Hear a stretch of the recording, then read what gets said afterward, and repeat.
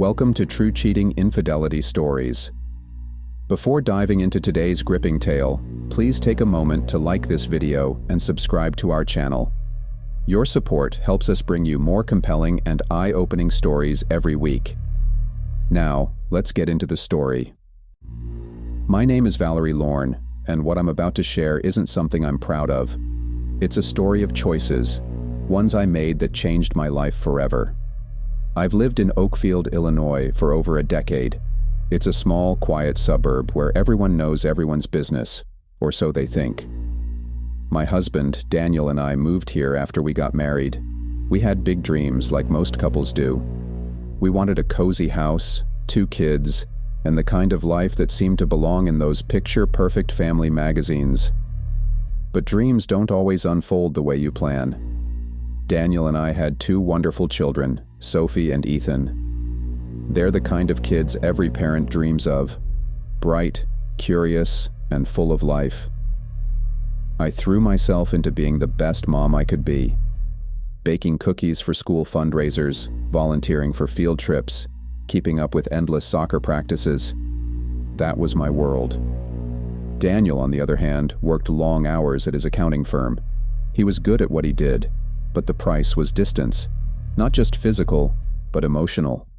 Our conversations became sparse, limited to logistics about the kids or bills that needed paying. The intimacy, the laughter, the shared glances, all the things that made us us, had vanished. For a while, I convinced myself that this was just what marriage looked like after a decade. You settle into routines, you lose some of the magic, and that's okay. But deep down, I was lonely, achingly so. I started to feel like I was disappearing, becoming just another cog in the family machine. Then Graham moved in next door, and everything changed. Graham Walters was not the type of man you'd expect to find in a suburban cul-de-sac. He was in his early 40s, a little older than me, with a ruggedness that seemed out of place among the neatly trimmed lawns and minivans. He was divorced, with no kids, and he carried himself with a quiet confidence that was magnetic. The first time I met him, it was over a broken sprinkler. He'd just moved in, and his front yard had turned into a swamp. I'd walked over to offer help, an excuse really, just to meet the mysterious new neighbor. "Thanks, but I think I've got it," he said with a crooked smile, wiping his muddy hands on his jeans. "Unless you're secretly a plumber?" "Not quite," I replied, laughing. "But I make a mean lemonade if you're thirsty." That was the beginning. What started as casual chats over fences turned into longer conversations. Graham had a way of making you feel like you were the only person in the world. He'd ask questions that went beyond the surface, about my favorite books, my childhood dreams, even my fears. And he listened, really listened. It was intoxicating. One afternoon, I invited him over for coffee.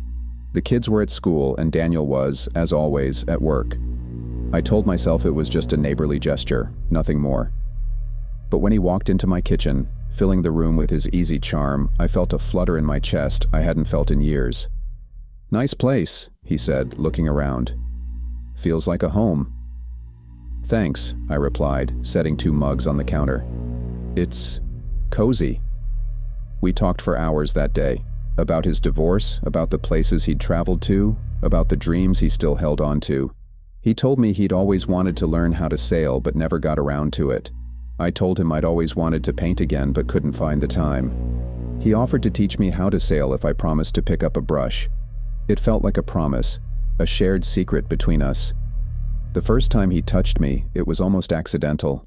I'd been laughing at one of his stories and he reached out, brushing a strand of hair from my face. It was such a simple gesture, but it sent a jolt through me. I looked up at him, and for a moment the world seemed to stop. He leaned in, and I didn't pull away. When his lips met mine, it was like something inside me woke up. Years of loneliness, of feeling invisible, melted away in that kiss. From that day on, we couldn't stay away from each other. We found reasons to meet, stolen moments that felt like lifelines. Sometimes it was a quick embrace in the hallway while the kids were outside. Other times we'd drive out to the edge of town, where no one knew us, and lose ourselves in each other. Every touch, every kiss, Every whispered word felt like reclaiming a part of myself I'd forgotten. Graham had a way of making even the mundane feel extraordinary. One evening, he surprised me with a picnic. We drove to a secluded spot by the lake, the sun setting in a blaze of orange and pink. He spread out a blanket, unpacked sandwiches and wine, and played soft music on his phone. We talked about everything and nothing, our laughter echoing over the water. When he pulled me close, the rest of the world faded away. But it wasn't just the romance that drew me to him. Graham made me feel alive. He reminded me of the person I used to be before life became about schedules and responsibilities. With him, I was more than just a wife or a mother. I was Valerie, a woman with dreams and desires. The nights became the hardest. Lying next to Daniel, pretending everything was normal, while my mind replayed every moment with Graham.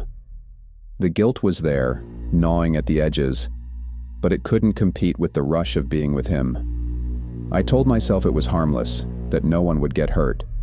But deep down, I knew better. Secrets have a way of unraveling, and ours was no exception. Secrets are like pressure cookers. They can only hold so much before they explode. My time with Graham felt like a dream, but reality has a way of catching up. I didn't know it at the time, but the walls of my carefully constructed facade were about to come crashing down, and the fallout would change everything. It started with small things, Daniel's questions. He'd come home and notice I seemed distracted. "Is everything okay?" he'd ask, his brow furrowing in that concerned way he had. I'd force a smile, brush it off with a vague excuse about being tired or overwhelmed with the kids. But Daniel wasn't stupid. He started coming home earlier than usual, and his eyes lingered a little too long on my phone when it buzzed. I could feel him watching me, trying to piece together a puzzle he didn't even know existed yet. The breaking point came on a Tuesday evening. I remember it so vividly because it was one of those rare nights when we were all together for dinner.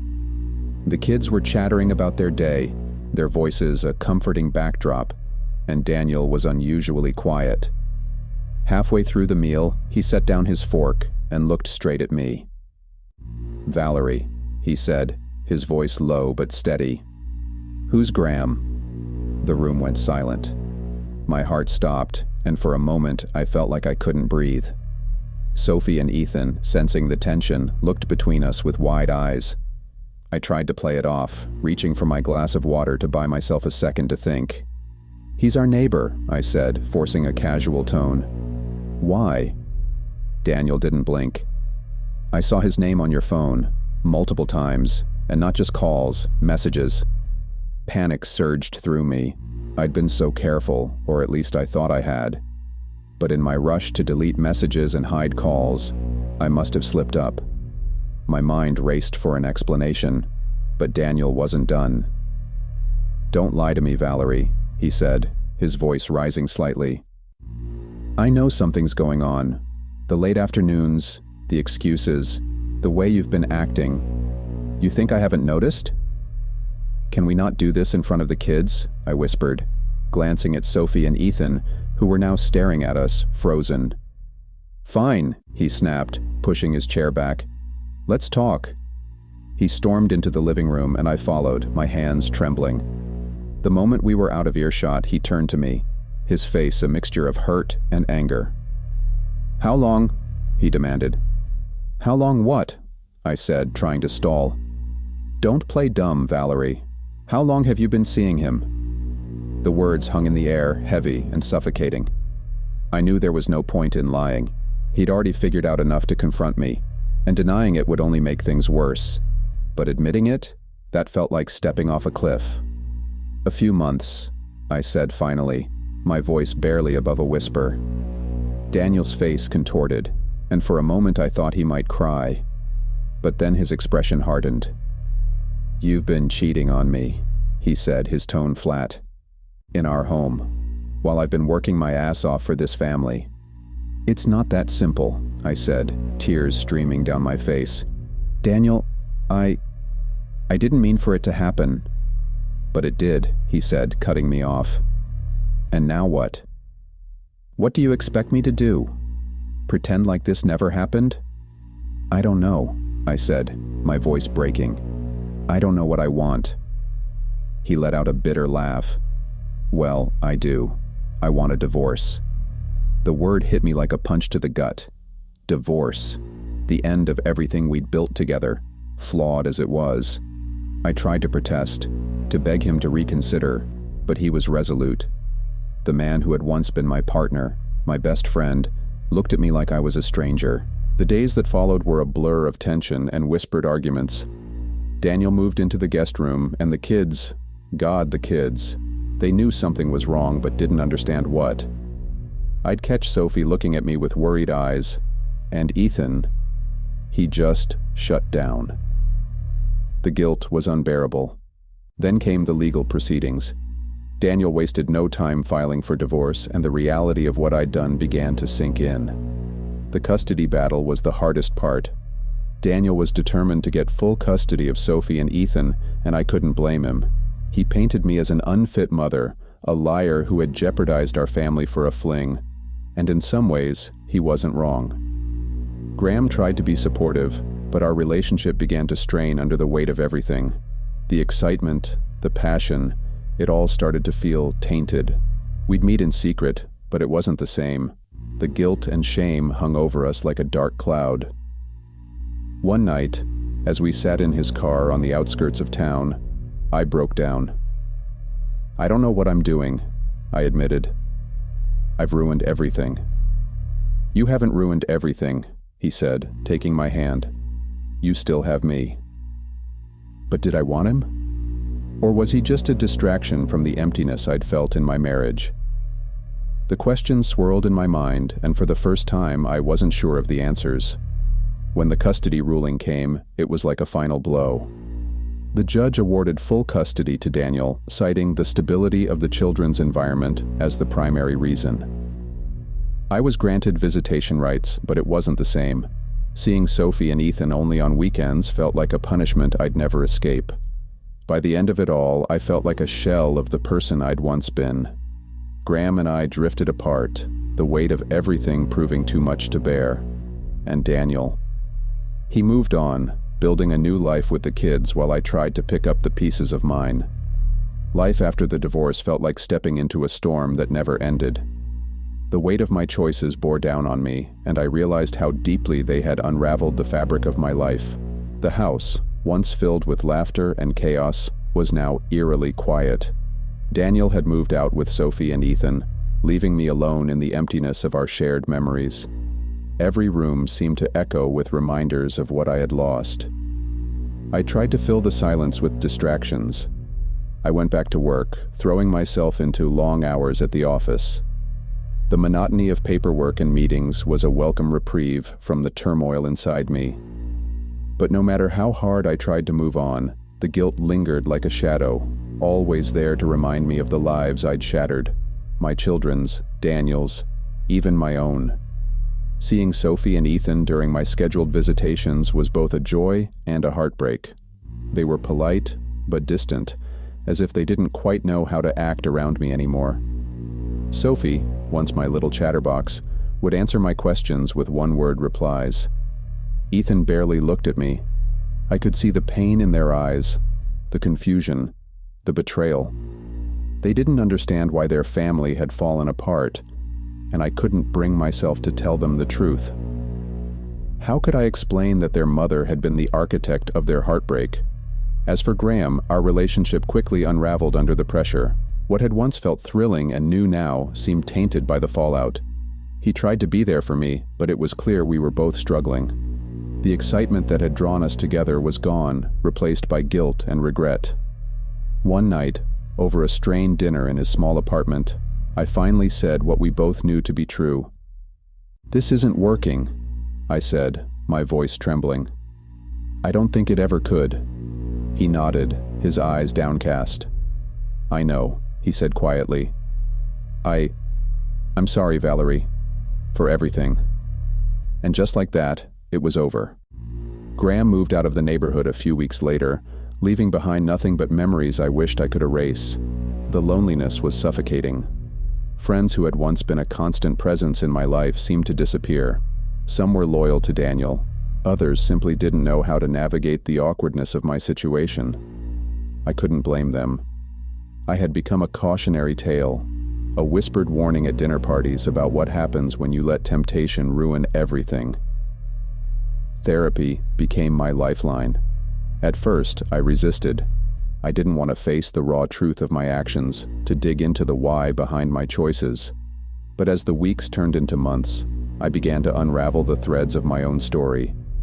I talked about the years of feeling invisible in my marriage, the ache of wanting more and not knowing how to ask for it. I talked about Graham, about how he had made me feel seen and desired in a way I hadn't felt in years. And I talked about the guilt, the shame, the unbearable weight of knowing I had hurt the people I loved most. Through therapy, I began to understand that my affair hadn't been about Graham. It had been about me, my insecurities, my fears, my desperate need for validation. It was a painful realization, but a necessary one. If I was ever going to rebuild my life, I had to confront the truth of who I had become. Rebuilding was slow and agonizing. I downsized to a smaller home, one I could afford on my own. I decorated it with care, trying to create a space that felt like mine. But no amount of new furniture or fresh paint could fill the void left by my children. Every night I sat alone at the dinner table, staring at the empty chairs where Sophie and Ethan should have been. The silence was a constant reminder of my failures. Over time, I began to rebuild my relationship with them, though it was far from easy. I attended every soccer game, every school play, every parent-teacher conference. I showed up even when it hurt, even when they barely acknowledged my presence. Slowly, they began to let me back in, piece by fragile piece. Sophie started texting me about her day, little updates that felt like lifelines. Ethan began to smile when he saw me, a small but meaningful victory. Daniel, on the other hand, was a different story. He was civil, but distant, our interactions limited to brief exchanges about the kids. I couldn't blame him. I had broken his trust in the most profound way, and there was no coming back from that. He seemed happier without me, more at peace. Seeing him move on was bittersweet. I wanted him to be happy, but it hurt to know that I was no longer a part of his life. As the years passed, I found a new sense of purpose. I started volunteering at a local women's shelter, helping others navigate their own struggles. It was humbling work, but it gave me a sense of meaning I hadn't felt in years. I also began writing, pouring my thoughts and experiences into a blog that slowly gained a following. Sharing my story was painful, but it was also healing. For the first time in a long time, I felt like I was making something good out of my mistakes. Looking back, I can't say I'm proud of the choices I made, but I've learned to forgive myself, to accept that I'm human and flawed and capable of growth. My life is far from perfect, but it's mine, and for that, I'm grateful. If there's one thing I've learned through all of this, it's that happiness isn't something you find in someone else. It's something you build within yourself, brick by painful brick. And while the road to get there might be long and winding, it's a journey worth taking.